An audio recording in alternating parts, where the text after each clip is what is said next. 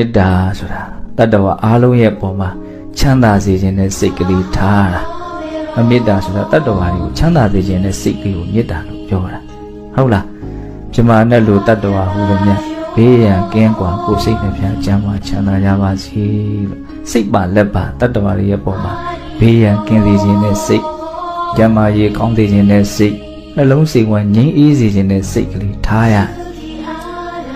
မေတ္တာစိတ်ကိုထားတဲ့နေရာမှာကိုချင်းစာစိတ်ကလေးနဲ့ကြိုးစားရတယ်ကိုဘလောက်ဘေးအန္တရာယ်ကင်းခြင်းလို့ဘေးတွေအန္တရာယ်တွေမတွေ့ခြင်းဘူးမကြုံခြင်းဘူးကိုဘလောက်ကျမ်းမာရေးကောင်းခြင်းလို့ကိုဘလောက်စိတ်ချမ်းသာခြင်းလို့ကိုပြန်စစ်ကြည့်ပါနော်အဲ့လိုပဲတတ္တဝါတိုင်းဟာဘေးရန်ကင်းခြင်းညကြောက်ကြတယ်လန့်ညတယ်ဟုတ်လားတတ္တဝါတိုင်းဟာခန္ဓာကိုယ်ကျမ်းမာရေးကောင်းမွန်ခြင်းတယ်ဒီတိုင်းနေကောင်းနေရင်သာမသိတာနေမကောင်းတော့ဘူးဟိဆိုတာနဲ့ကျမ်းမာခြင်းနဲ့စိတ်ကအထွတ်အထိပ်ပဲဟုတ်လားပြီးတော့တတ္တဝါတွေကပါလဲနှလုံးစိတ်ဝမ်းငြိမ်းအေးခြင်း